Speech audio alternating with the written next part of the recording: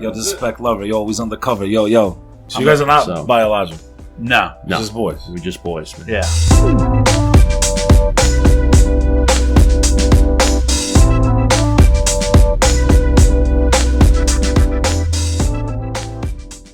What's going on, everybody? Welcome back to another episode of the Burn Down Podcast. Today, we got a man of many talents, fellow podcaster, motivational speaker, nightlife legend, the man behind the shades, Mr. Bek Lover. Bek, thank you for joining us here on the Burn Down Podcast. What's going on, guys? Yo, nice and I like the soft. Batman intro. I got. Yeah, we're gonna start. We're gonna warm the audience up. All right. First and foremost, I have an announcement to make. Okay. We're gonna shut off. There's the announcement. Phones. There it is. Phones are off. This is my first and my last podcast I will ever do in Long Island. Bro, what the fuck? You might want to come back, bro. You might want to come back. We'll see how this goes, right? You might want to come back. We might have to do a part 2. I also say, hey, you might end up in the Hamptons. Don't say never, never. But I gotta be honest with you guys. Unless I'm being helicoptered in or bladed for those of you that know it, bro. What the fuck, bro? Long Island traffic, one way in, one way out. There's no 34 miles away, door to door. That's it. 34 miles, guys. I know. It took me 2 hours to get here. Well, we appreciate you doing that, man. We're going to make it big enough to eventually have you on for next time, and we're going to get you a helicopter. No, we're going to drop you on the roof of our studio. That's what we're going to. I'll say one thing. Let me tell you something. Shades are off.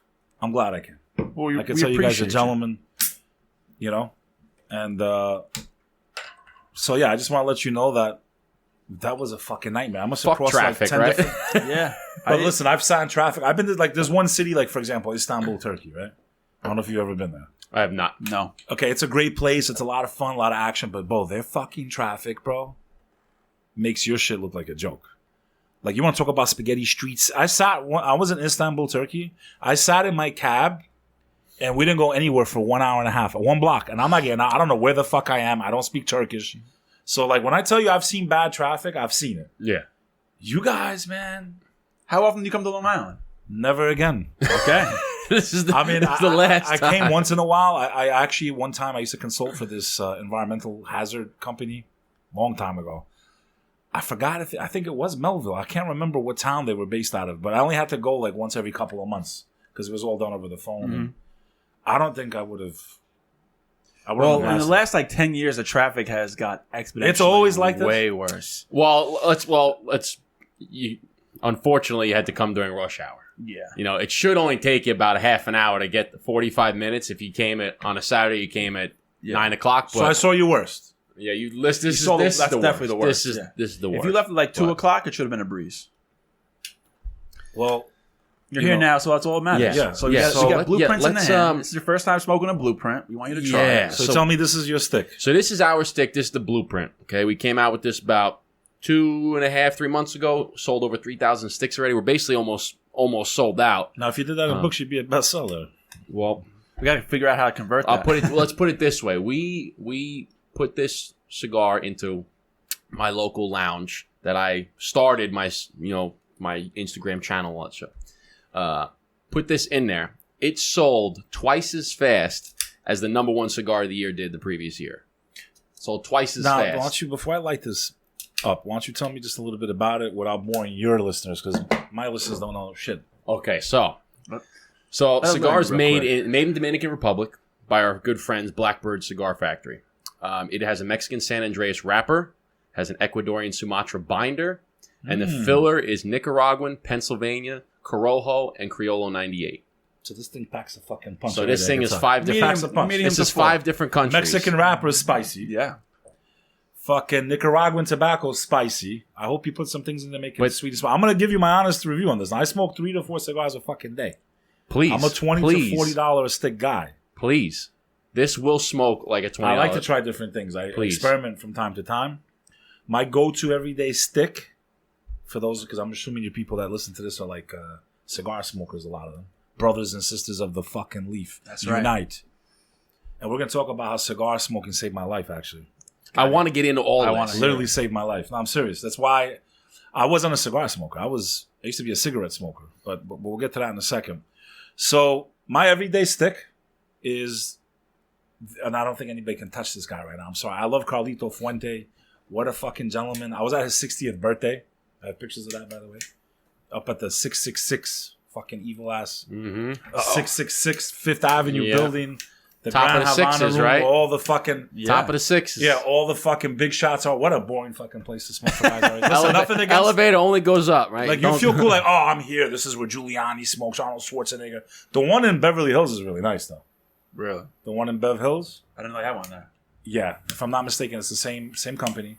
The one in Beverly Hills is nice. It's like right on Rodeo. Beautiful. That's a different experience. There you go. It's like all celebrities. You know what I'm saying? But the one over here is more stiff, man. It's like old money, Wall Street. You're talking about the Havana room, right? Yeah. Yeah, Isn't it under construction? Yeah, it's under construction. I haven't been. I'm talking right? about when I went, a few times I've been there. Okay. I was more of a Macanudo Club guy myself. I had a box there. Have you been to the Carnegie Club? Carnegie Of course, Club's is great. Nothing against them. They're great. Great environment, but too smoky, bro.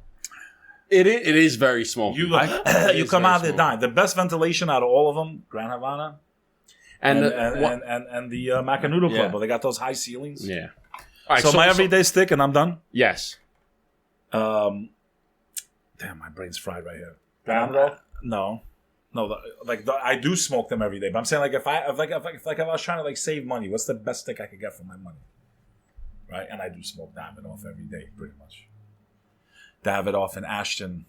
VSGs or ESGs. Both. Those are good. Beautiful. So. I don't know why I'm joking, man. I don't know what's wrong with me. You said you love this guy. He's a great blender, man. Not Carlito. What's the other guy? Perdomo? AJ Fernandez. AJ Fernandez. Blue Label. Don Pepin? No. Great cigar, but the Blue Label, is it the San Cristobal or the... No, my brain is fried here, man. We'll Google it. Like this up, and we'll let me. Can't be that much of your favorite. I just turned 40 years old, boys. I didn't even celebrate it, man. So yeah, I'm gonna look it up. We'll celebrate AJ on here. Fernandez. We'll do it here. I'll look up the cigars for you. I can't believe I'm drawing the blank right now. I smoked this shit. Oh, this one right here. Is it this one? Yes, man. Give me the fucking. What is that? Yeah, this is the H. This is an H. Upman. Yeah, AJ I'm not Fernandez a big Upman blend. fan. I don't even like the Upman Cubans, right? But this cigar. This is hands down. That's the best. That's a really good one. Everyday, inexpensive cigar, so consistent. A little bit of a punch, a little bit sweet, like fucking amazing. It's Nicaraguan. Bro, it's amazing. I'm gonna look it up right now. I agree. It burns perfectly every fucking time. So what I'm trying to say is, you're not talking to some chump here. You're talking to a dude that knows his craft. I'm gonna give you a full review on this. No bullshit. All right, so hold on a sec. So you want the challenge? So hold on. This is going to be very interesting, okay? Because he says that hands down, the H. Upman H.A. Fernandez is best bang for your buck, hands down. Top 5. Okay? Now, let me tell you something. For me, number 1. The A.J. Fernandez, inexpensive. Okay? It has Nicaraguan and Dominican fillers, which our cigar has. Sounds familiar. It has an Ecuadorian Sumatra wrapper, which ours has as the binder. Sounds familiar. So we have very similar... profile. Look, I'm drinking coffee to clean the pot. I did everything right to give you guys a fair Coffee assessment. and cigars are fair assessment. And all we can ask for, and this is what we say to a lot of anytime I give the cigar to anybody or we give it to lounges as samples to try it out, I say, listen, just try it. If you like it, great. Place an order, we'll get it in your stores. If you don't like it, okay, no hard far, feelings. you're in good shape to draw. Draw for me is like number 1. Ooh, me too. If it doesn't pull the right way, no, it's done. If my mouth doesn't get full of smoke, I don't care how delicious it is. And sometimes the Ashtons are like that. The ones that I smoke, they're so tightly. I find a lot of Cubans like that. The Ashton, ESG, and VSG. Sometimes they're so tightly, you're sucking too hard on them. You're like a porno. Well, when we rated this, when we made this cigar, we had iteration after iteration. We tried 10 different blends. Actually, it was more. I think it was like 15 different blends over a period of 2 years until we got this where we wanted. And we had a rating system. One of the most important things was draw. I said it needs to be packed with enough tobacco. It can't be super loose where it's falling out, right? Because burning quick. That's just burning too quick, and you need to have enough filler in there to make it worth your while. But it needs to have a good draw where you pull it in and you get that. You feel that smoke in there. You feel that smoke when you blow it out. You see the smoke because I can't tell you how many times we have that bullshit and you don't get anything, and you're like, "Fuck, I'm just gonna toss." It's the biggest thing for me. So, I gotta have it. Enough about our blueprint. Right, we're gonna let you smoke this, and when then you turn 40 afterwards. When you turn 40, no one knows the exact date except me. Yeah, about 3 weeks ago. I'm a Virgo. That's all I can tell you. All right. And it was in And August. you haven't celebrated yet. For me, it was emotional, bro. You know, I've always looked since 21 years old. I stopped celebrating birthdays, really, for the most part. It really doesn't make a difference until you hit 50. I looked at it like, you know, it's a loss of time. Yes, you should be happy and grateful to God that you survived another year. You always got to give thanks on your birthday. That's really what the whole, in my opinion, should be. But don't you think? But there's a sadness too. It's like, fuck, another year went. That I really do, you know. Yeah, but don't you think you can just give thanks every day? Like, I don't need one day a year to celebrate it's my like life. It's like a milestone, though. You know, 40 is a big one, man. Well, cheers to your Yeah, 40s. cheers to 40. Are we allowed to cheers? Oh, yeah, we allowed to cheers with club soda? Yeah, Hey, we're man. cheering for I'm coffee. dry. and I'm soda. dry. It's not water, right? It's a dry cheers. All right, so hold on. So You know what it was? Because I was looking back at the whole decade. A lot happened. You know, I lost a lot of people in these 10 years, man. A lot of people passed away in my life. I lost my brother. For me, it was and I gained some lives, right? I gained 2 boys during the last decade, right? So there was things that were absolutely horrific, and then there were things that were, you know, beautiful that kept me going on. Sometimes I tell people, you know, it's really easy to get depressed. It's really easy to go to a dark place. And sometimes we get caught up in our own mind and we get trapped. I've been there before. And that's how we're going to talk about how cigar smoking literally saved my life. It was a big part of saving my life. And I do have a documentary coming out. It's called The Comeback Team. I'm almost done. I spent well over 6 figures, bro. My own money, no sponsors, you know. You really get to see who you... Listen, you know what's good when people say, like, you know, don't mix friends with family and business? No, I say fucking mix it with them. You know why? Because you're going to see who the fuck is real. Yeah, you'll see who's... You don't lose. Okay, they don't give it to you. Yeah, it fucks your nerves. Yeah, it hurts you. Yeah, someone doesn't keep your word. In the last month, I probably told about 30 people to go fuck themselves. Wow. I'm not even angry anymore. Because I've noticed I've always been the one giving. And the few times that I ask for something back, things that are like, don't even hurt you or cost you anything, right? And you can't even come through with that. It's like, for me now, I look at it like a filter, man. People say, don't do business. No, look at it. I say you should do business with friends and family. Because if you can't even do business together, what kind of a fucking relationship do you really have? What kind of love is truly there? Now, I understand some people see things differently, and I get that. But I'm talking about when it doesn't really hurt one way or the other. Right. It's an easy... Like you said, it doesn't cost you anything. It costs you your time. I've met plenty of people. 10 minutes, whatever it is. I've met plenty of people that are family and make millions. Look at the Padron family. I've met Jorge Padron. Yeah. Their whole family's involved in it. So what I'm trying to say is, like, that's all bullshit, bro. Either people respect you or it could be your fault also. I'm not saying that you was the person trying. Maybe, you know, you've been a fuck up your whole life. Then it's hard for someone to want to trust you. I'm saying an ideal situation where you've been there for someone. You've done things in the past, and now you need a little bit of help. And when they can't reciprocate, fuck them, bro. Well, you know what they're acting like? When shit hits the fan, you find out who your real friends and family are. You know what they're acting like? We are living in a generation of the bitch. The victimhood. There's so many men that act like bitches, man. Tell us about it. It's the, what do we have? A generation of... bastards, I call it. This is the bastard generation is what I call it. I mean, it's the generation of being a victim. Yeah, the victim mentality. Like, you're raising a bunch of pansies. Do less and you'll get rewarded. You know, there's no... It's the bastard generation. Who said it? Is it Joe Rogan? He said, tough times breed great men. Yes. Great men bring easy times. And he smokes cigars. You gotta love the motherfucker. Yeah. Tabernacle too, baby. He gained so much respect. I gained so much respect from him. I was on the fence with him when this whole thing went down. Not to get into, you know what I'm talking about. Yeah. The last few years that have been crazy. And, you know, he was kind of like, and then all of a sudden I feel like he just went whoop to this other side. And it's like not even about politics. It's about like freedom, humanity. You don't get the kind of bag he got, the kind of money he got, and create the enemies that he's been creating. You don't go against these big companies that make certain types of things that they want to put in our bodies and like these, right? You don't do that. The umbrella corporation, we'll call them that. That's a good way to put it. The umbrella way. You don't fuck around with these people. What celebrity? They're all about protecting their money. My man, he said fuck it. Got at least 150 million to some say up to as much as 300. Nobody really knows the number. We know well over 100.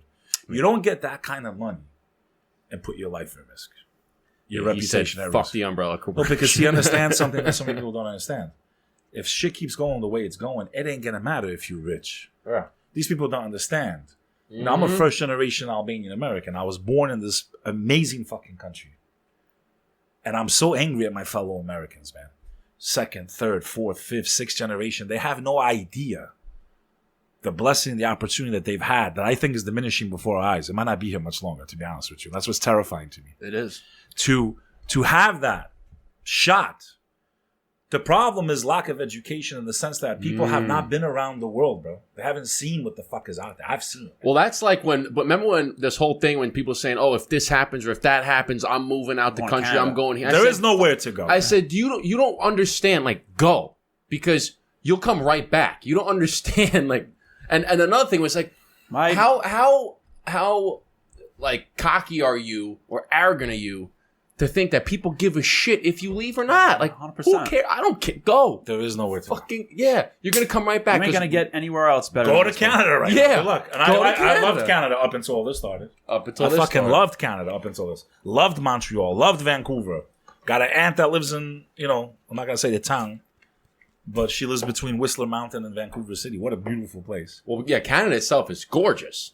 People are great, nice, but like, yo, dude, like, have some dignity, man. Respect your freedom that people died to give you, man. There's so many people that, like you said, they're just uneducated. They're just unrealistic. They just don't understand what they have at their footsteps every single day. And that's another thing is you were saying some of these, second, third, fourth, fifth generation Americans that just... Shame on them, bro. Shame on you. If you're watching this and you're fourth, fifth, sixth, and you don't understand what's at stake right now, and all you believe is what you watch on the news, and you don't care about your own personal freedom and your future...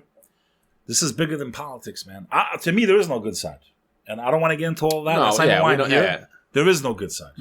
I don't trust any of them. They've all lied to us. It's a dirty game, man. It's disgusting. Back to cigars and other cool shit. This is for the paid. You guys want to hear these conversations? You got to subscribe to this. You got to subscribe to Hey, this is going to be like off the... This is the free version. This is the free version. Yeah, we might do another... Yeah. So, okay. So... Let's take it back. I want to start with. What are we? 16 minutes in, we haven't even asked the first question yet. So beautiful thing. I love it. You got to warm up a little bit. I love it. So tell us, who is Bek Lover? Like, who are you? We mentioned you're a motivational speaker, your fellow podcaster, right? You're nightlife legend. Like, who are you? Where did you begin? Like your journey in business, in the podcast game, and the motivation. Like, tell us your story. It's a fucking crazy. You got enough time for that, huh? Do we? We got time. And then we'll dive into how cigars save. Like take right. It. It's always weird to talk about yourself in the third person. Yeah. But I'm weird enough to do it, and I don't mind. That's why you're front and center, man. Front and center. So first of all, it's Bek. For those of you that are just listening to the audio version of this program, it's B like boy, E like Edward, K like Kimberly. Bek. No C. Bek Lover. My full name is Beckham. I was just going to ask if it was in Albania, short. It actually means a blessing. Wow. Beckham? I love it. Is Beckham. It's just EM at the end? I am. Bek, I am. Okay. Beckham. But everyone always butchered this shit in school. Why? It's not hard to say. And I don't know. Dude, that's not hard to say. Bro. Uneducated, like you were saying. I could understand B Kim, but... No, but if somebody asked you, B Kim, and you said, no, it's Beckham. Okay, Beckham. That's not... Yeah, I used to run to the front of the class and be like, yo, please call me Bek. To the teacher, right? Like, it's not hard to say. The nickname Bek Lover was something my brother, may he rest in peace, he gave me that nickname. It's a great most name. People think it's like some name I made up for myself, some persona. I've been called that since 7th grade. And it was actually made in jest. I think my brother was maybe referencing like the fact that I started wearing these fucking pants that were the size of we got pulled. I don't know how old you guys. Yeah, I got pulled into the hip hop world. Everyone wore baggy jeans. Yep. If you did it. Yeah. Remember the Janko jeans way back? That's exactly what they were. The Janko jeans. That's exactly with the stripes, with the fucking green. Yeah, with the huge block letters. Exactly those pants. I put them on, and my brother starts laughing. He was older, 10 years older than me. He's like, yo, Bek Lover, yo, undercover, making fun of me, right? But I'm like, I kind of fucking like the sound of that name. So I tell this guy, I'm like, yo, can you graffiti this Bek Lover and give me a tag? Fucking retarded. I realized very shortly that then my dad caught me wearing those pants and beat the shit out of me. One time he caught a beeper on me. I just used to put a beeper to feel cool. It didn't even work. It didn't even work. But my friend, because I wanted to be like everyone else. Yeah. Because that peer pressure is real. For those of you that are young that might be listening to this show, don't smoke until you're old enough. Number one. If you're gonna smoke anything on this earth, smoke a cigar. Fuck weed. Fuck cigarettes. Fuck hookah.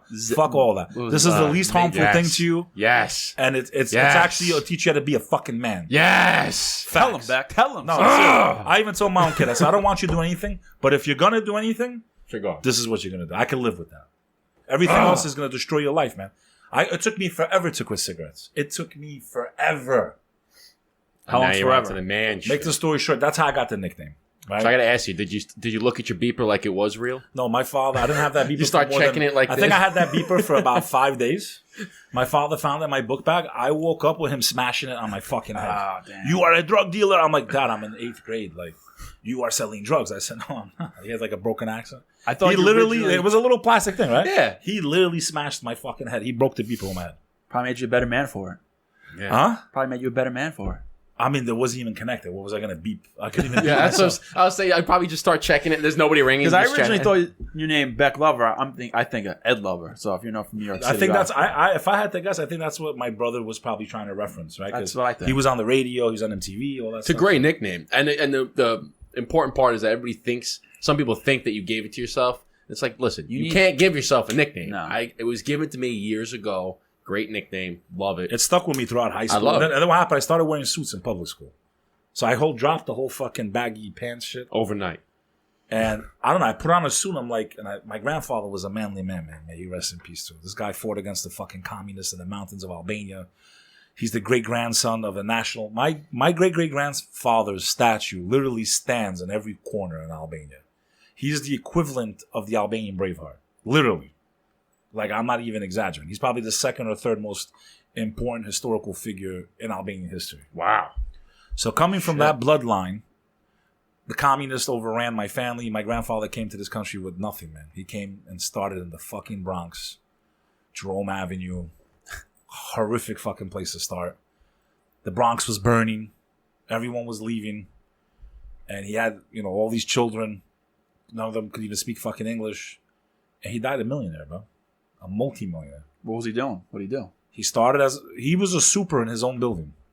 And when the Bronx was burning, all the landlords were like, and not to be, racist, these are not my terms. I'm giving you the real history here. They call it the term Jewish lightning, right?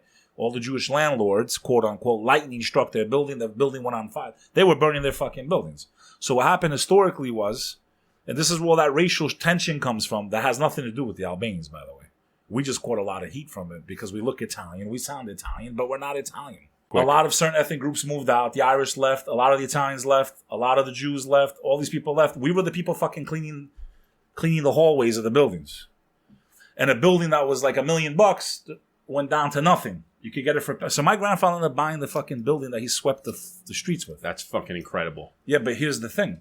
At that time, that was looked at like committing suicide. You were a fucking fool to buy those buildings. Because you're buying buildings in neighborhoods that are deteriorating completely. Study the history of the 60s. And I don't know how this hasn't been made into a show. I've spoken to a few Hollywood producers. I'm like, yo, you guys are fucking crazy. No one told the real story of the Bronx burning. It would be an amazing fucking series, right? It was considered stupid to buy those buildings. And really, at that point, I still wonder why they did it. But there was also that these guys came from like hell, bro. Like that first wave of immigrants, like most immigrants, when they're coming, it's because of something happened back home. Yeah. Something horrible happened. Yeah. My family came over.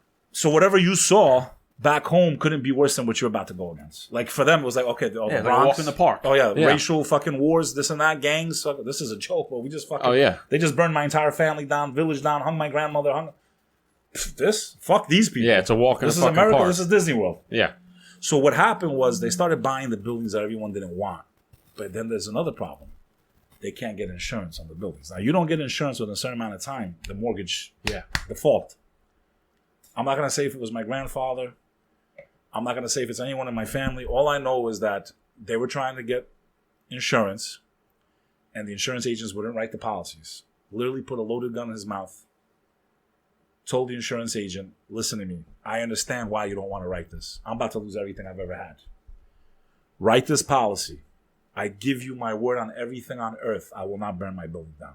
Because they wouldn't give you insurance. Yeah, exactly. Because that's So what they much were burning doing. had They happened. give you the insurance, you'd light a match, and then you... He gave the insurance agent something called Besa, in Albanian, Besa. It means the oath. And the Albanian culture, unfortunately, it's disappearing. There's not many left that operate by this. It has nothing to do with organized crime. I want to clarify this. People watch my videos, they think it's about organized crime. No. It's literally every fucking Albanian on earth lived by this code. I give you my word. If you gave someone your word or you broke your word, you were like banished. You were garbage. You were a fucking bitch. You were a bitch if you broke your word.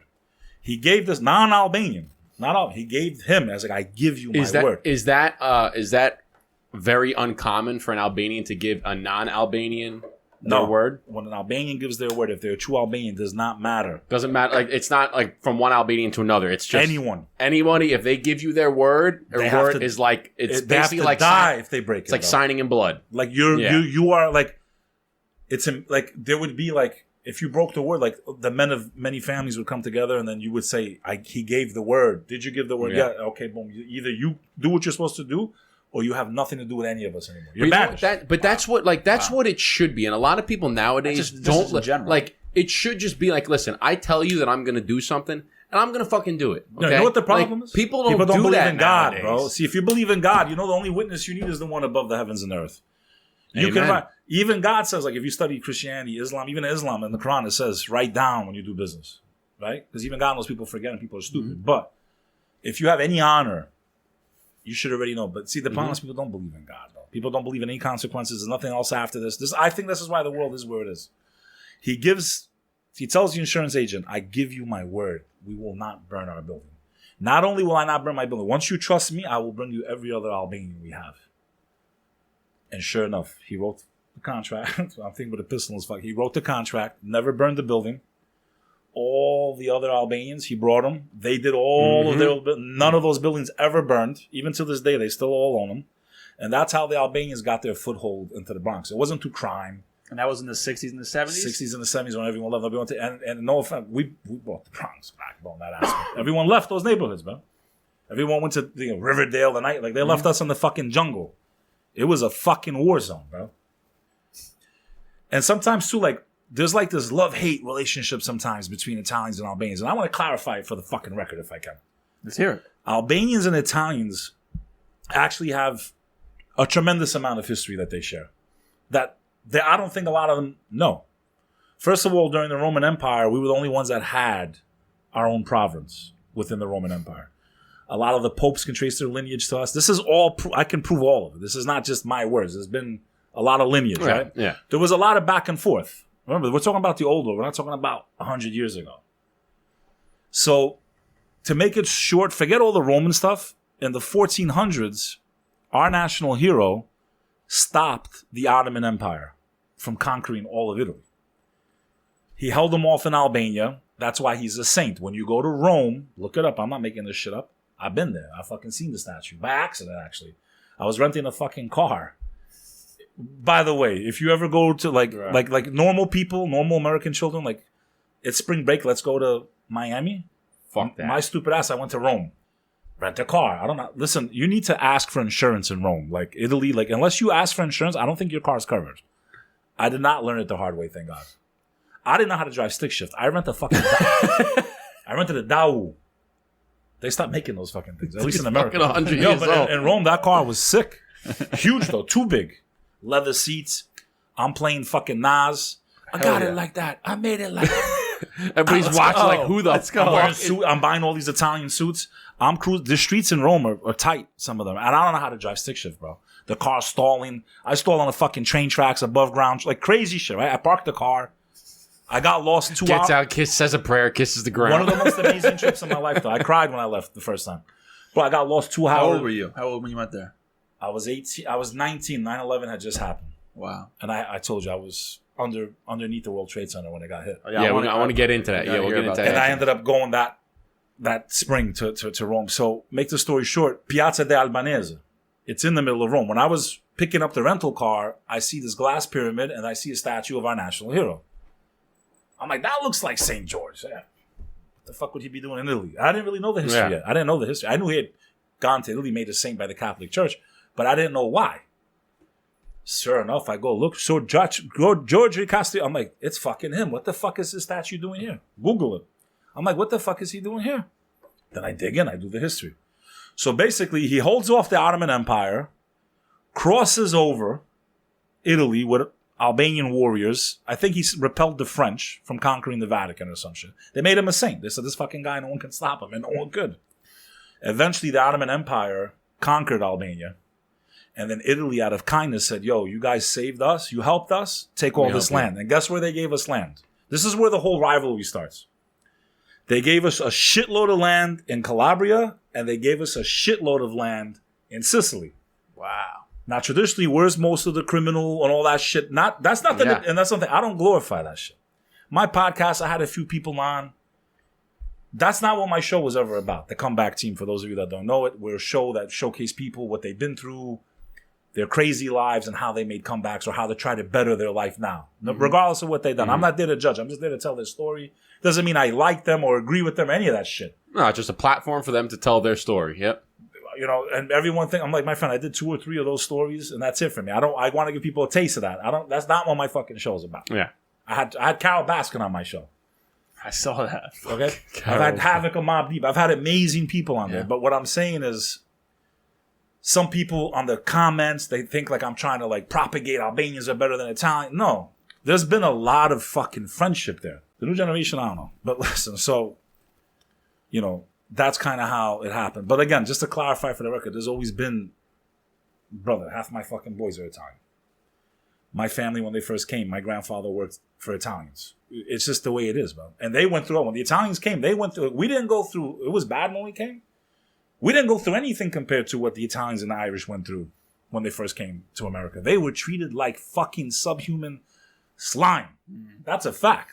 So, you know, we're fortunate we came later in history, but believe me, those of us that know. So, get educated. And a lot of Italians, right? We worked in their restaurants when we first came. We learned. Then they said, okay, you know what? We're moving up in life. We're becoming doctors. We're becoming lawyers. They started melting into the melting pots. We bought those pizzerias. We bought those catering halls. They moved up. I'm out. You worked for me 30 years. You want it. I have the money saved. Here, there's a lot of Albanians on Arthur Avenue, right? Yeah. Because I forgot who I was talking to, but someone was like, yeah. Still a lot of Italians, too. And they're like, yeah, the Albanians. It's still called Little Italy, but it's also like Little Albania. Yeah. You know, they hang out in the cafes. Yeah. Like you said. An uneducated person or someone from people New York. don't know. Well, you know what it is? People Albania online want to instigate shit. This and that. Listen, that's stuff in the criminal world. I'm talking about regular, everyday Albanians, everyday Italians. We've always gotten along. We always will get along. Period. Born in America. Yeah, first generation.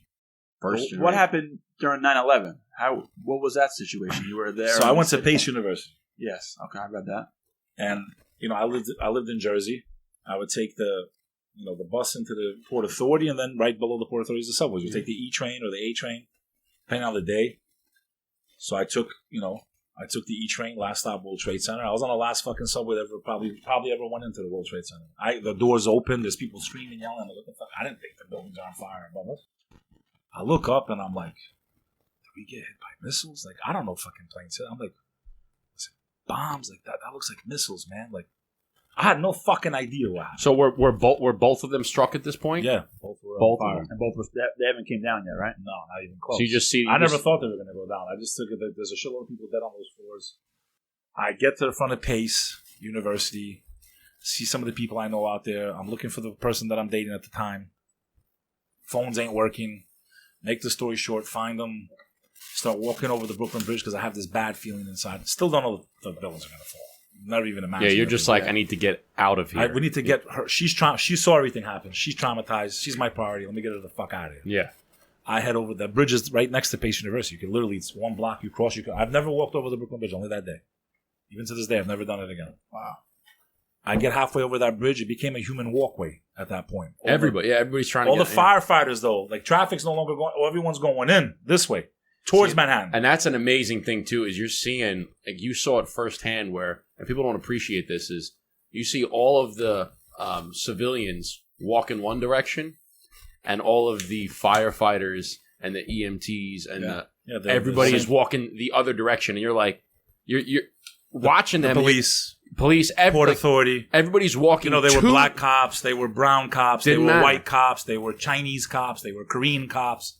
And see, that's the thing, like, after that happened, The unity that was in this country was unbelievable because it didn't matter because it was an attack on the entire country. Yeah. Like you think they gave a shit if you were black, white, brown, gay, lesbian, straight, transvestite, if you were Catholic, if you were Muslim, you think they gave a shit? They just right into the building. So at that moment, after that, the unity that we felt in this country was unmatched. I don't think we'll ever see it again. It was unmatched. Ever.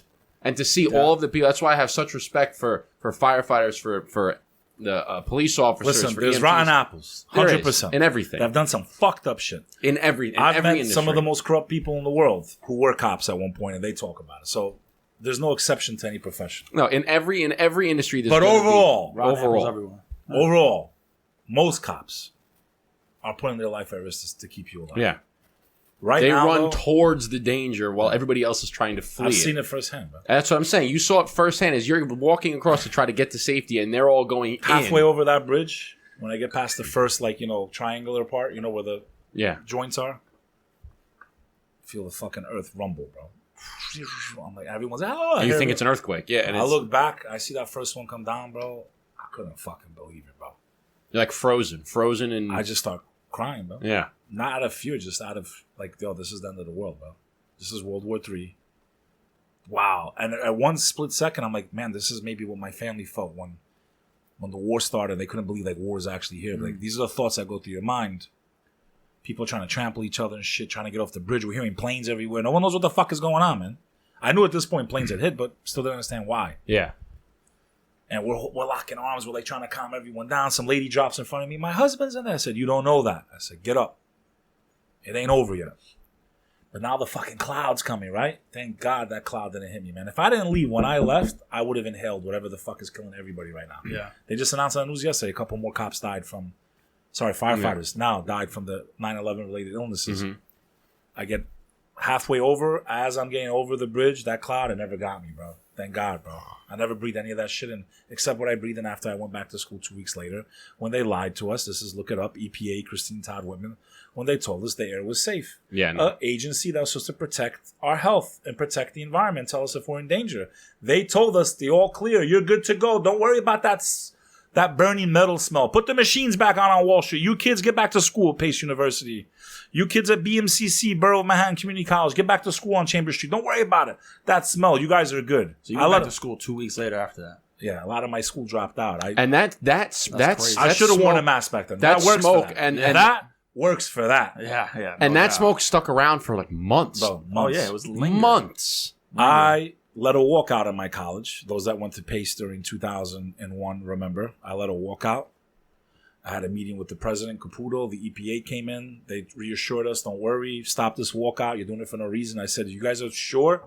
You got HEPA filters throughout the college. You guys are good. Well, technically today, if I want to file for a fucking claim, I probably get like $40,000 or $50,000 from the 9/11 fund. Mm-hmm. Why does that multi-billion-dollar fund exist when this agency that was supposed to be protecting our health just change the initials to whatever it was 3 years ago? Could be a different one, right? Could be a different agency. They fucking lied to us. Because it's a fucking business. That's why. Okay? So it's the bottom those dollar. Those of you that are so gullible, learn from my history.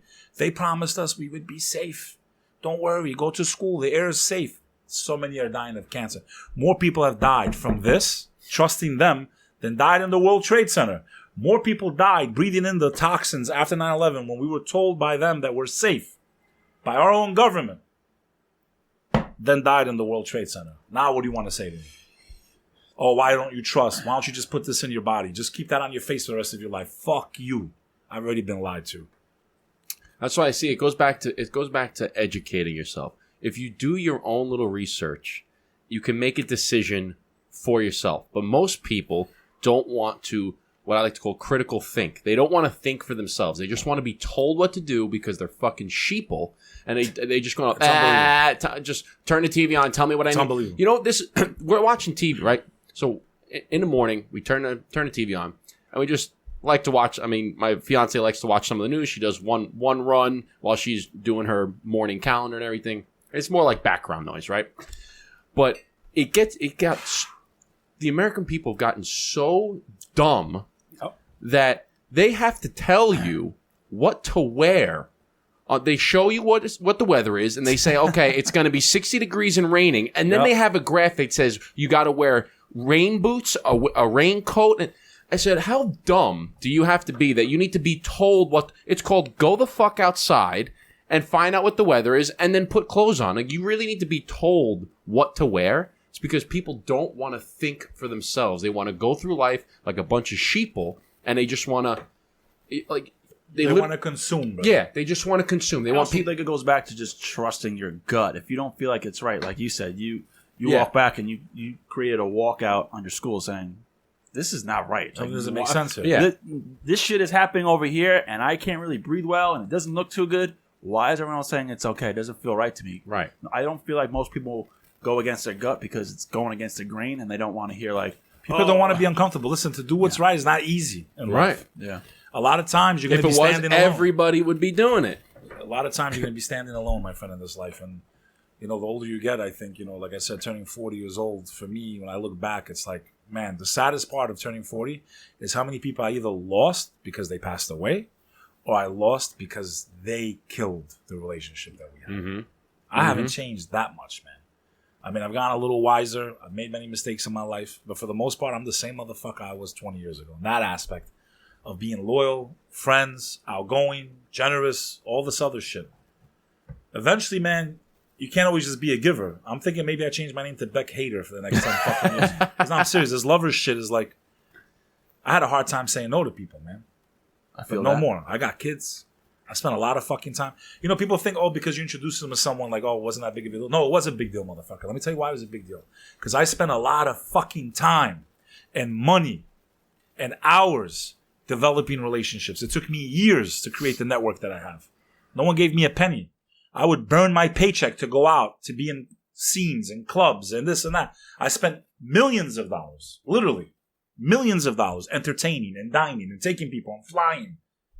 So that, I make it look easy because I give you a connection, but you don't know how to reciprocate. I got to ask you.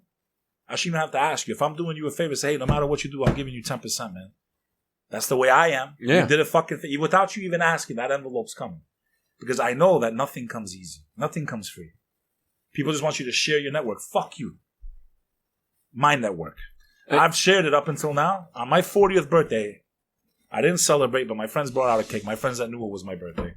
I told them not to. And I sat there at dinner. I was at Ben and Jack's Steakhouse. Love that place. And I made a wish. And my wish was, be more selfish. Learn how to say no. But my brother, God rest his soul, the first club he put me on to was Lot 61. It was a legendary lounge in the art district of Manhattan where all the galleries are. It was on 21st Street and the West Side Highway. Right now, there's a fucking crater there. They knocked the building down. I see it when I'm driving on the West Side Highway. I'm like, man, did it even exist? My brother had gotten me into that club once, and I knew I couldn't get back in without him. So I made sure I became like really friendly with the bouncers that night. And I kept hanging out outside, talking to them. Mm-hmm. And I'm like, I'm coming back tomorrow and the day after. And I literally started going to that club 7 days a week while I was in college. Just to be able so to... I couldn't lose the juice. I can go right back in. So they never ID'd me again. After about 6 months, every promoter in there knew me. I maxed out my credit cards like a fucking moron. And I started to make a little bit of a name for myself. And the promoters come to me and they go, yo, we have other parties, right? Like you come to Eugene's, you can come to Sweet 16s. I'm like, guys, I got a confession to make. Remember, I'm wearing 3-piece suits at this time. None of them would ever even imagine that I'm not at least 21. Yeah. I'm like, guys, shout out Richie Romero, Chris Willard, one of the most legendary doormen in the world. Richie Romero is still holding down the city. Back then he was promoter. Now he owns places like Nebula, Zazzy's Pizza. Just opened up a strip club on the west side of Manhattan. He's fucking everywhere. And I go, I'm not old enough. They go, well, you sure fucking handle yourself pretty well. And a lot of times when these Albanians are getting out of hand, because I would keep the Albanians calm in nightclubs. I'm like, yo, guys, take it fucking easy. Like, there's chicks here. Like, let's have some fucking fun. Like relax. Enough with this fucking relax. Kill everyone and fucking beat everyone up. Like, let's be a just gentleman. I'm like, I want to have fun. When I went out, bro, I was the best drunk in the world. I don't even drink no more. But when I did drink, it was not Dos Equis because it didn't even exist back then. Maybe it did, I don't know. But I was never a beer guy because I loved vodka and I was exposed to vodka. And now it's like tequila's everything. Everyone's just drinking tequila. To me, it's boggled my mind how vodka's not number one no more. It's fucking crazy. But I guess it goes with marketing, right? Like everything else. So is vodka still number two though. Strong. No, is vodka like is that big in Albania? Is that what Albanians drink is vodka? They do. Okay. I drank vodka like fucking water, bro. Like I had no problem drinking it. And if you have a good vodka, it goes down like I can't do vodka. I loved it, bro. It makes some people aggressive. Me, man, I would fucking dance all night, bro. I didn't want to fucking loose. You were happy drunk. I danced a lot, bro. That's kind of like how I started getting invited to all these parties. I would, my signature move was I'd put a fucking full glass of vodka on my head and dance with it. I think I've seen a lot of Albanians do that. Yeah, I think I've seen a video and do that. I would fucking go like this, drink it, put it back. And I'm talking about doing turns, dropping on the floor. That fucking glass wouldn't move. And everyone's like, this guy's fucking crazy. And like, I just would dance and have fun and fucking, Then I'm like, wait, I'm spending so much fucking money doing this. What the fuck am I doing? They're like, dude, everyone's calling me for tables. Everyone's calling me if I'm out. I'm like, I should start fucking making money on this. I'm like, how much you pay per table? 10%. I said, okay. And back then, bottles were cheap, man. Yeah, now it's fucking ridiculous. $250, which looked like a lot back then. Listen, I used to buy in the beginning because, I'm still in college. I wasn't making as much money back then. They had bottle minimums. They weren't smart enough to figure out that, price all your bottles expensively. So Moet was cheap back then. You'd buy a bottle of Moet for $85, tops $100. So they say 2 bottle minimum, no problem. I was buy 2 bottles of Moet, $230. I know I got my table, and that's it. Now that same bottle of Moet, $600-700. Yeah, easily. Crazy. Because you're not paying for the bottle in Manhattan. You're paying for the real estate. You're paying for the experience. You're paying for that, for the people to bring you the bottle service, and you're paying for the, oh shit, he's got a table. You pay for... You're paying for the experience. Yeah. My buddy that ran a restaurant in Manhattan, ran Lavo Restaurant and Nightclub, he said the markup on bottles is ridiculous. It has to be that. He goes, bottle of Absolute, which is like a regular bottle of vodka. No high-end, not Grey Goose, not like Kettle. Absolute. Buy that in the store for what, $30? So the restaurant's going to get it for maybe $20 because they sell it for $300, $400, $500. He goes, you're not finding a bottle of vodka under $500. He goes, the markup is ridiculous. You want to get a bottle it's really more like $600-700. It's stupid for the cheap shit. For like the cheapest bottle on the menu might be $450 if you're lucky. And it's probably a bottle of cheap champagne. It's probably a bottle of Corbel. It's not even like good shit. This girl Victoria, she comes up to me. She was Russian girl, pretty girl. She's like, Bek, I heard you have pool at La 61. La 61 was a legendary nightclub. Amy Sacco was one of the queens of nightlife, legend of nightlife. She owned La 61 and she went on to open up a place called Bungalow 8. Bungalow 8 was mentioned in songs. You go look back at the old press. Where was Bungalow 8? Everyone partied there. It was also in the 20s somewhere over there. Okay. I forgot the exact street. I don't know if it was 26 or something. Doesn't matter. It was also there on the west side, right towards the West Side Highway, not too far away from there. And the hottest night in New York back then, but I'm talking about from 2000 to 2006, was Monday nights, bro. It wasn't fucking Friday, Saturday. It was fucking Monday. Monday was industry night, man. You went out, it was always celebrities, models, fucking anyone that's a fucking degenerate, anyone that doesn't really have to work.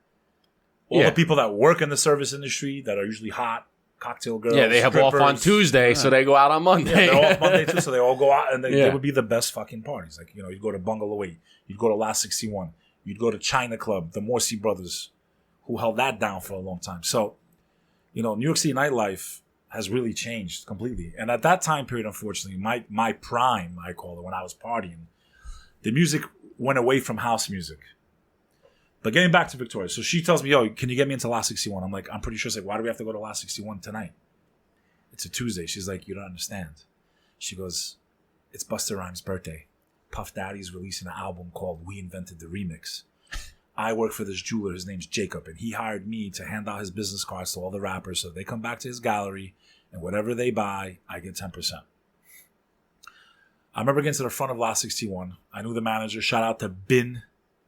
If you're watching this, he lets me in. I'm still underage at this point. Yeah. But a G, 3-piece suit.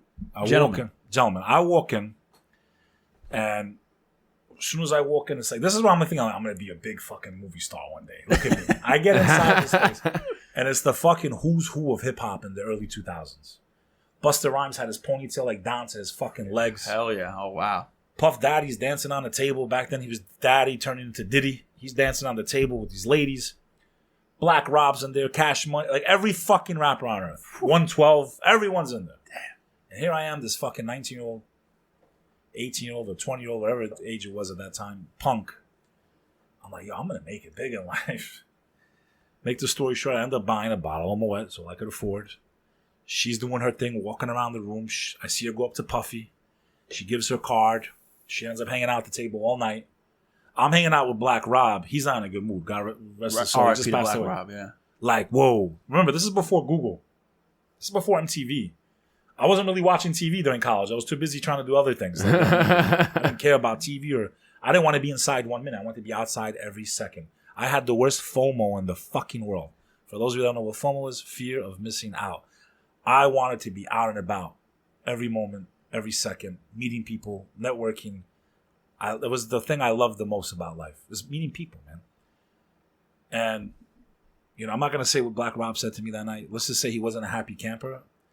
I was like, yo, why? He's like, yo, fuck this motherfucker. He's talking mad shit about someone we all know. And he's like, I can't make no money. He was just talking a lot of crazy shit. Okay. And I'm like, who are you? He's like, you know that song, like, whoa. I'm like, yo, that's fucking you. He's like, yeah. I was like, yo, I fucking love you. Yo, I pour him champagne. I'm like, yo, I'm going to make it in life, yo.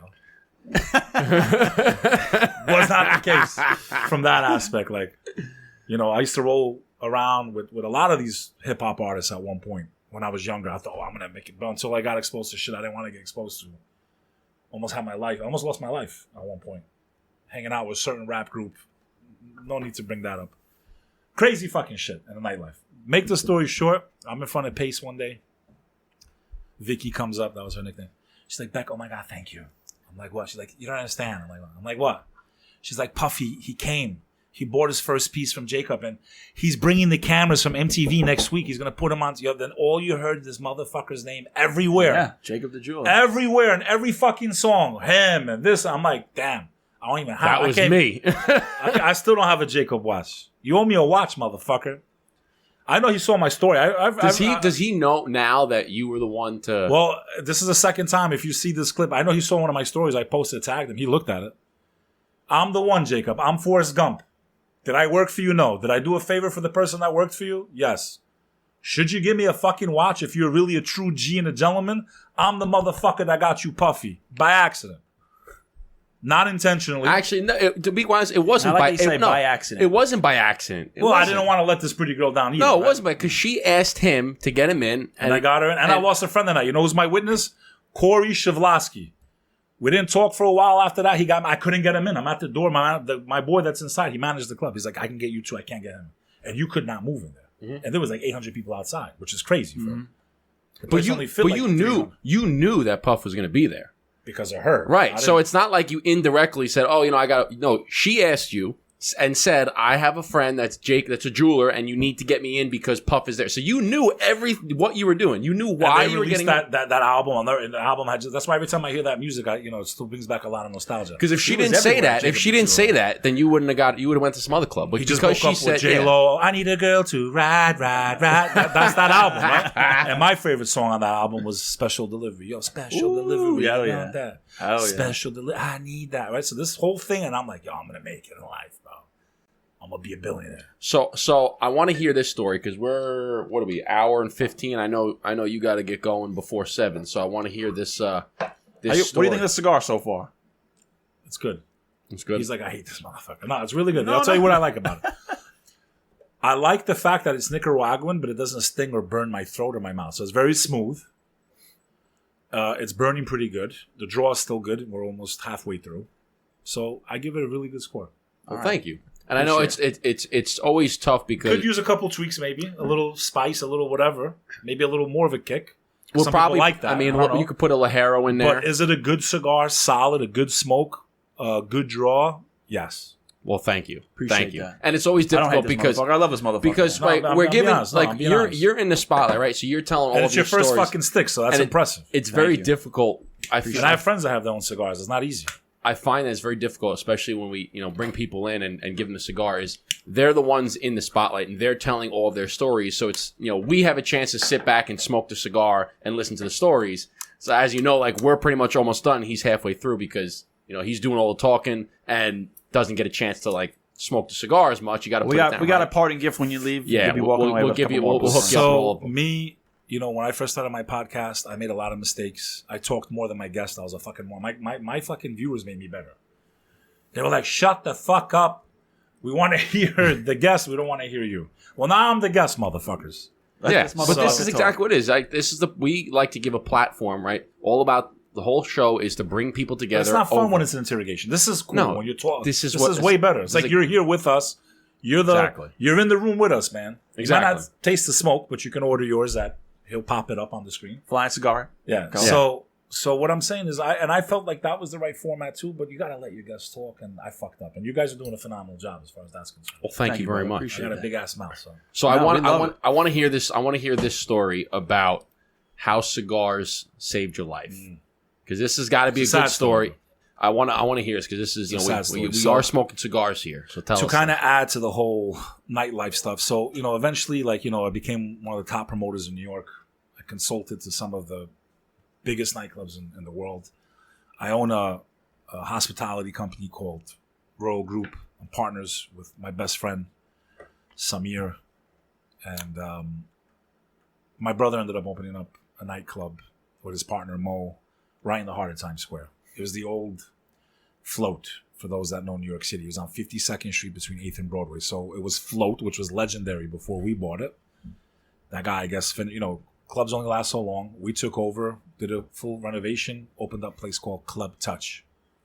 Club Touch was right next to Jersey Boys, but one of the hottest blocks in fucking Times Square. So what happened, and for those that remember Float, if you want to see what that place used to look like, you can go watch the Puff Daddy and Nas video. You can hate me now, but I won't stop. So that was filmed in the club that my brother purchased with his partner. I know exactly the video you're talking about. So now I got to take all this experience, and my brother owns one of the hottest nightclubs in New York City, 30,000 square feet, fucking 3 floors, epic location. And I get to use all the experience, all the contacts. I'm bringing my brother parties left and right.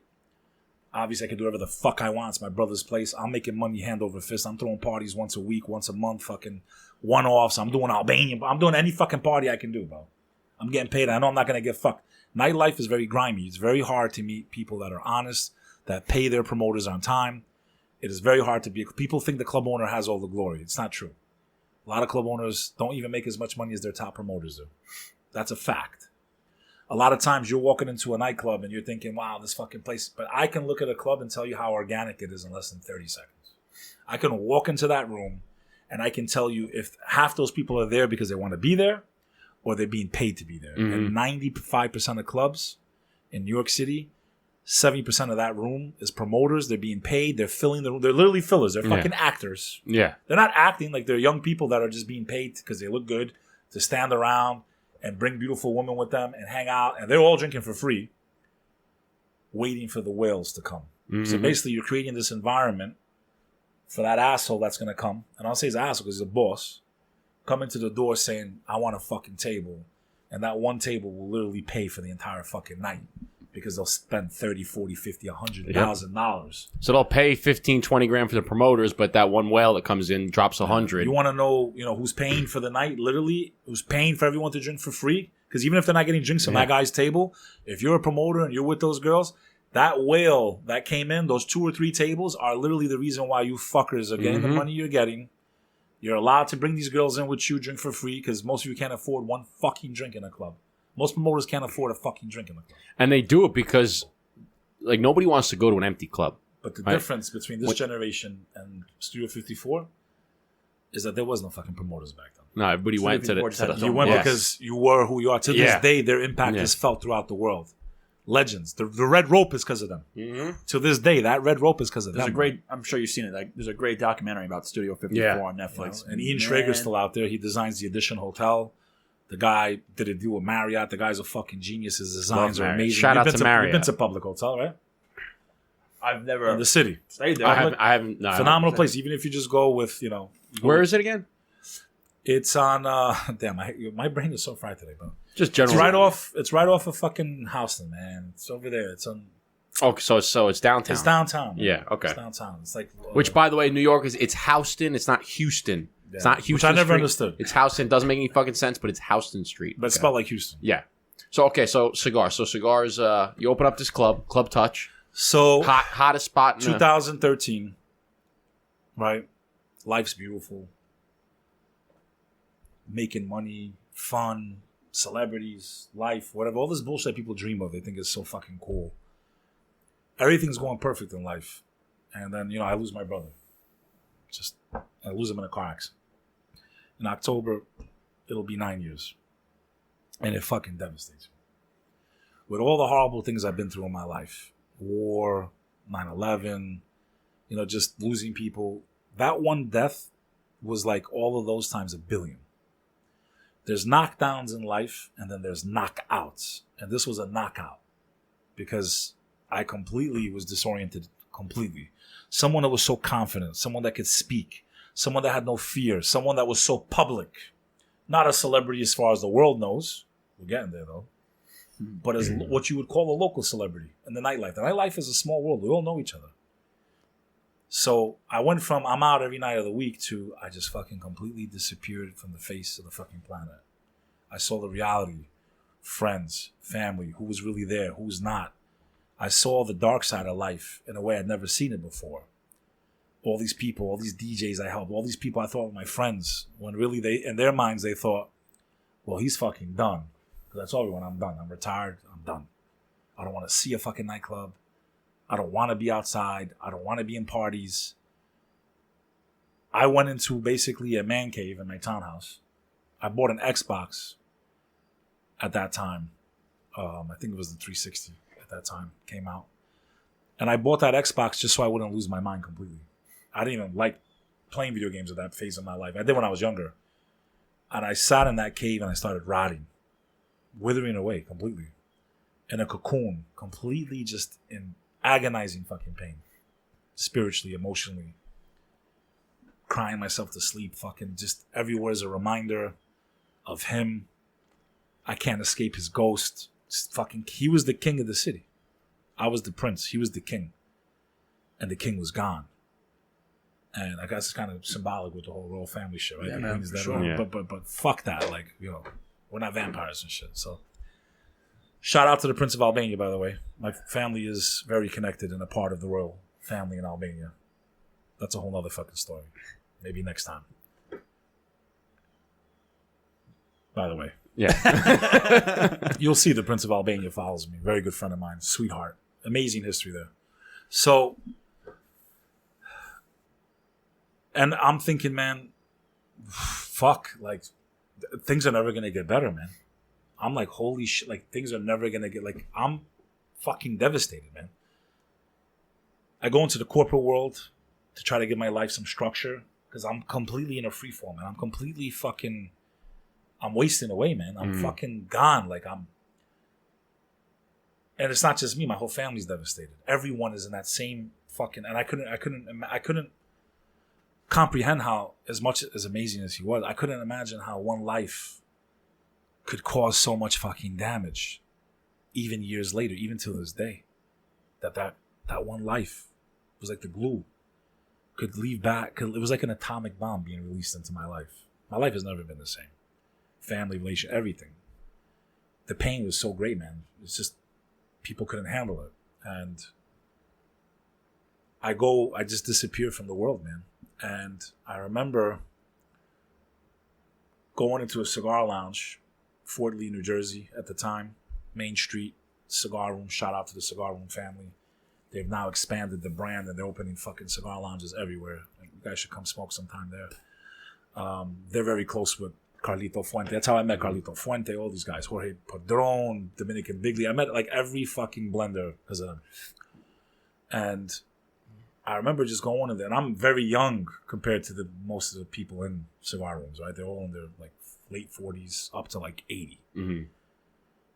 And at first, I didn't even talk, man. I couldn't talk. Someone that's so public always spoke. Like, even in my yearbook, it says most likely to have his own talk show. Well, that came true. It literally says that in my fucking book. Wow. Did you print that out and frame it? No, when we get to 1 million subs. one day at my new show when it launches. But I remember just at first just going in there and not talking, which the good that came out of the death was learning how to be more like shut the fuck up and observe your surroundings and listen and not always be the one that has to talk or be the center of attention, or, you know, it changed me forever in a good way. Mm-hmm. And I would just be quiet in the cigar room and just hear everyone like talking, and it was like normal life. And I'm sitting there going, dude, look, everyone's normal life. These people have been through bad things. Like, so I start smoking a cigar every couple of days. I'd quit smoking cigarettes for a long time. It took me forever to quit smoking cigarettes.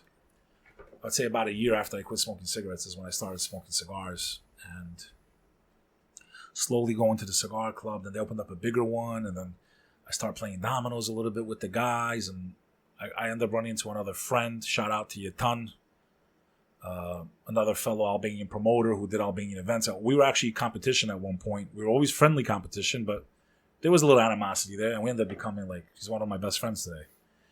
And I love the motherfucker if he's watching it. And a fucking sweetheart. Like, it's always funny, like, until you get to know someone, right? That's why I never judge people, until you really get to fucking know them.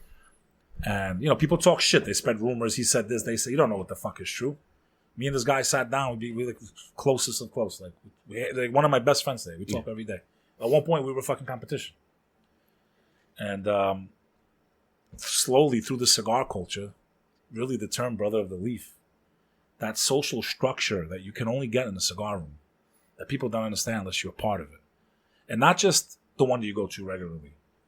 Anywhere I've gone in the world, when I've walked into a cigar room, the first place I go now, anywhere I go where it's unfamiliar territory, the first fucking place I walk to that I seek out is a cigar lounge.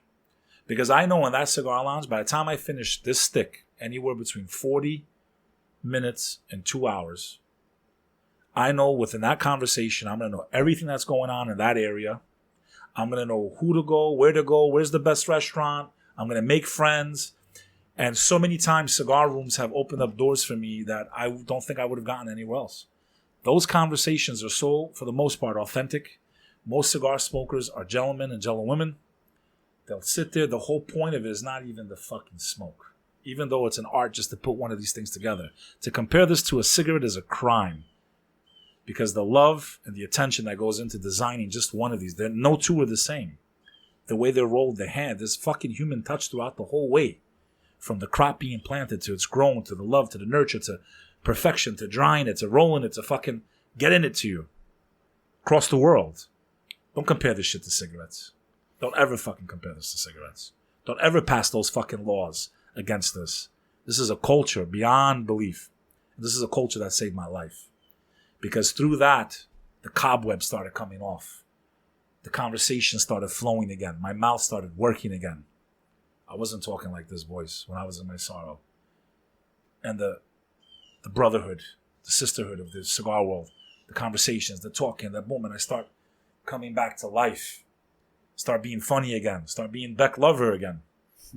And through that devastation, where probably I should have really gone and seen a shrink. Probably should still go see a shrink. But instead of seeing a shrink, the cigar room kind of did for me, sociologically, Absolutely. what I needed at that moment in my life when I was down most and trying to get back up, put my head above the water again. It watered those components of my life that had died when my brother died and brought me back to life. Made me a social fucking animal again, motherfuckers. Let's go. Well, they say that we say it all the time is cigars are the cheapest form of therapy. That's it. And you can go to a shrink and you can pay him $300, $400, $500 an hour, or you can go to a cigar room, get yourself a $20, $30 smoke, and sit there for just as long, if not longer. And you heard it here. Cigars bring you back to life. That's a beautiful thing, man. That's a beautiful story. I mean, I really appreciate that. Yeah, because thank you for sharing that story with us. True story. You can't make this shit up, man. It's. I mean, I don't even know what to say. I mean, you could tell it comes from the heart. I mean, that was all conviction. That was all pain, experience. That must have been a roller coaster of emotion, no doubt. After I get back up, my whole life I get tired of being told you should have a TV show, you should be on the radio, even in my fucking yearbook from school, right? So this whole podcast thing, I slept on it for a while, then I'm like, you know what? Let's fucking do it. Let's use this pain. Let's use this experience. The way certain people help me get back up, I gotta help someone get back up. I gotta return that favor. So I started something called the Comeback Team. People think sports. No, it's not sports. Even though technically there's some of that in there, right? But it's that no matter what you've been through. Because sometimes you're not trying to get a better life. You just want to go back to kind of what normal looked like. When you've been through something that's so traumatic, to lose a loved one. There's people that lose their whole family in a car accident. I mean, the horrors that are out there. I've met people, right, in my villages, they lost everyone. They lost their whole families. They were fucking executed.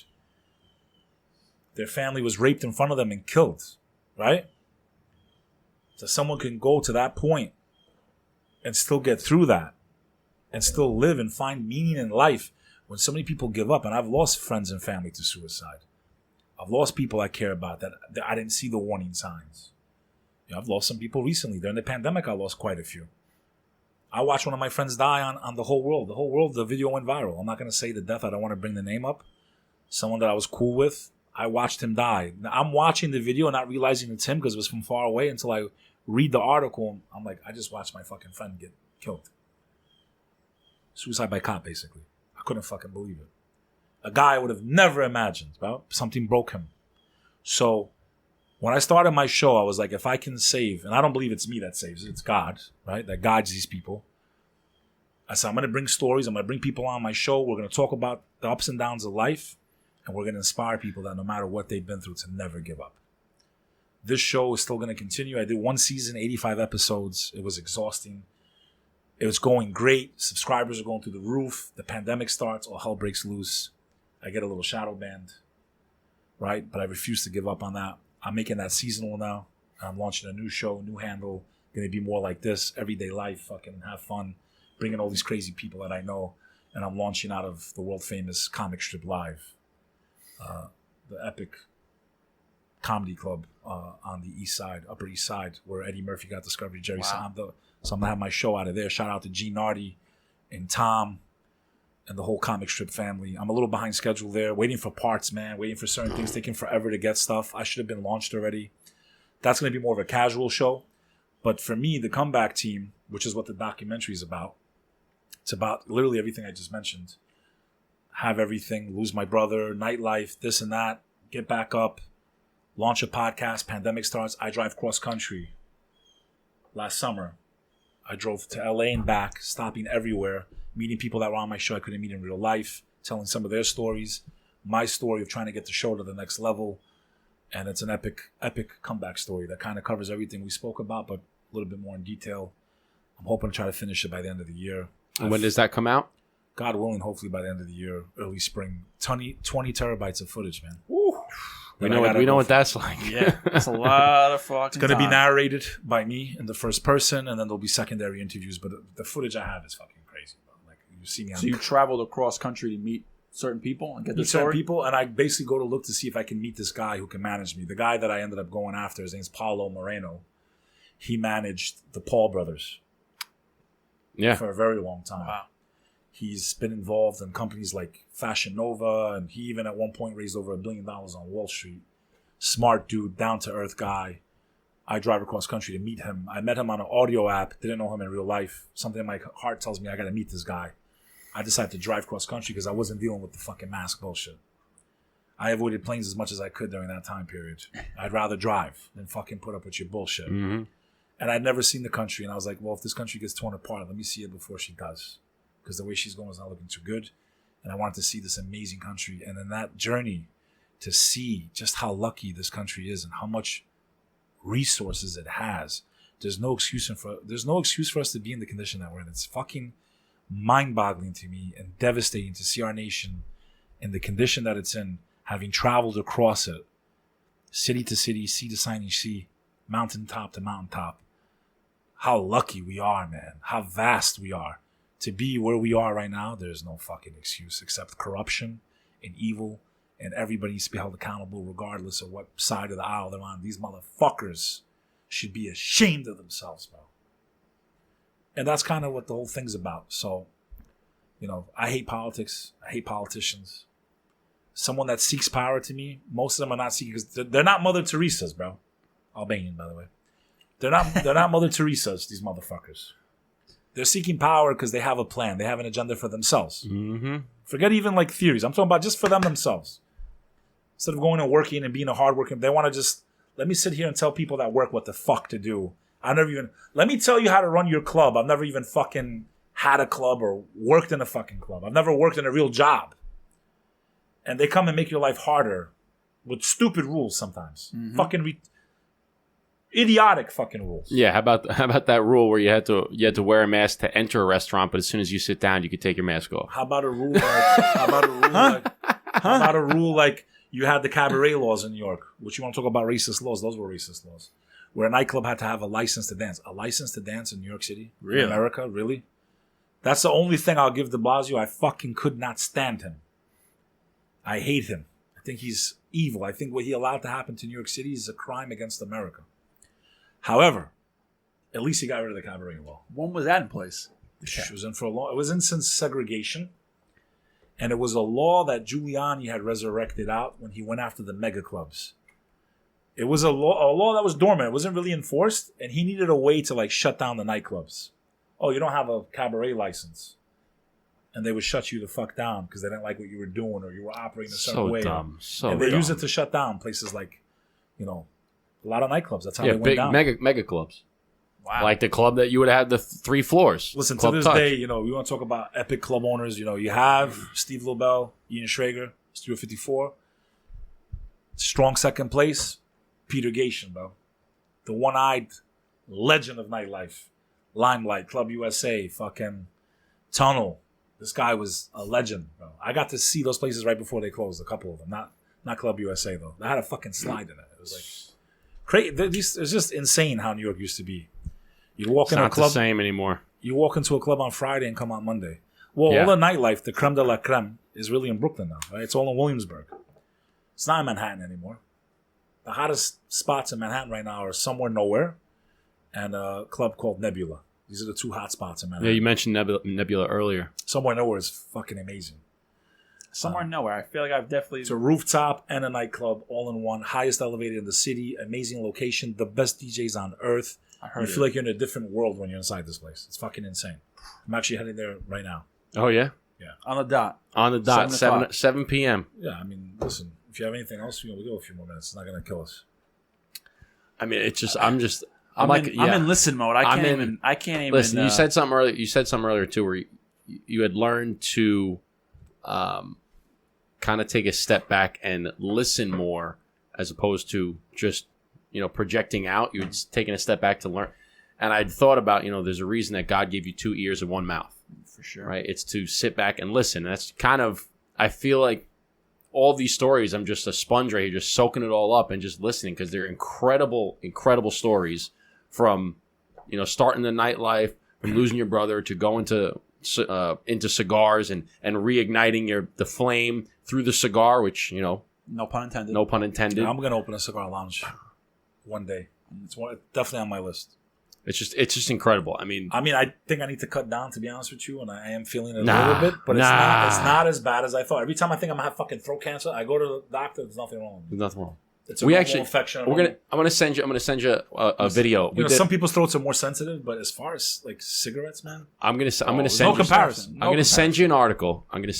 Back. We did an episode on it where it broke down men from the age of 40 to 80. Fucking George Burns, bro. What else you want to know? Did you hear that video? The guy was smoking 10 cigars a fucking day. Yeah. He lived to like and they said, and there's a video viral right now. It says an interview of George Burns. He goes, "How many cigars a day?" He goes, "This is my 10th cigar. I smoke about 10 to 15 cigars a day." He goes, "What does your doctor say?" He goes, "My doctor's dead."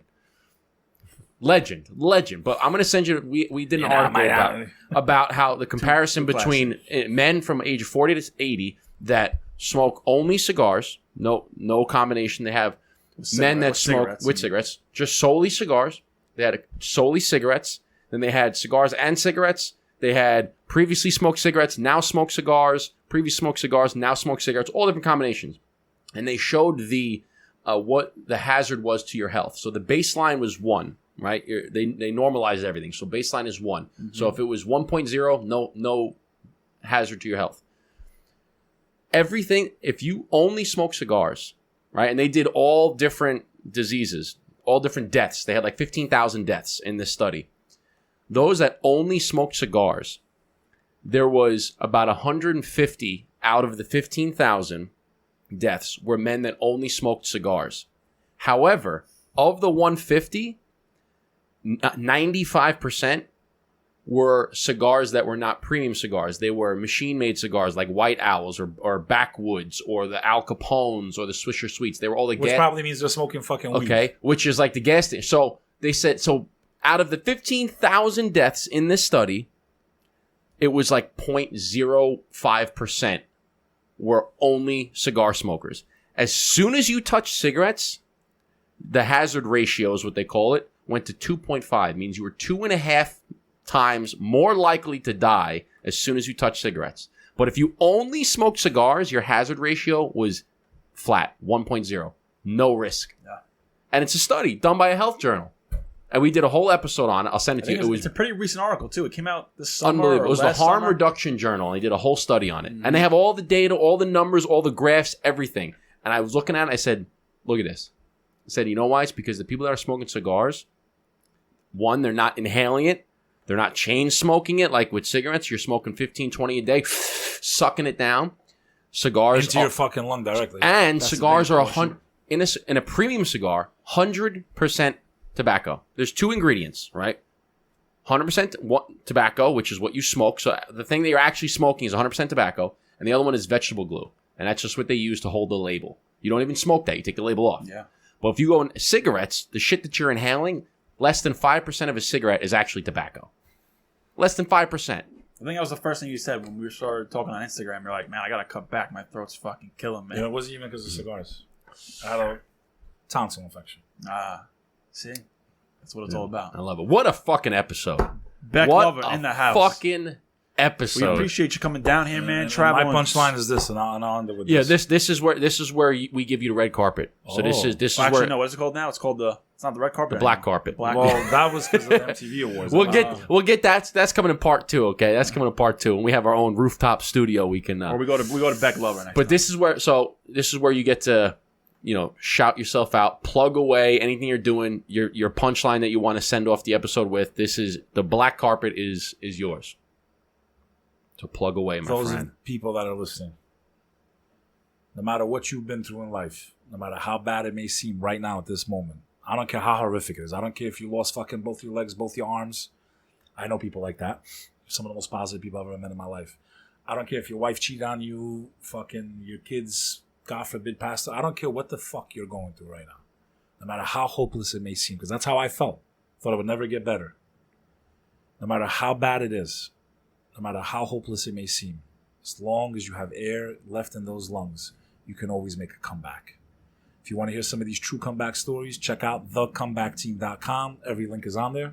You can follow me on my social media at BEK. That's Beck, B like boy, E like Edward, K like Kimberly, Bek Lover, NYC on Instagram, or at Bek Lover on TikTok. This is your boy with his friends, and we're just burning shit down. Appreciate you, my brother. Eric? We got nothing left in the cups, but it's only right we send you off. Cheers, chin chin, salute. Thank you a lot so much, Beck. How do you say cheers in Albanian? Kosovo War. Kosovo War. Gazuar.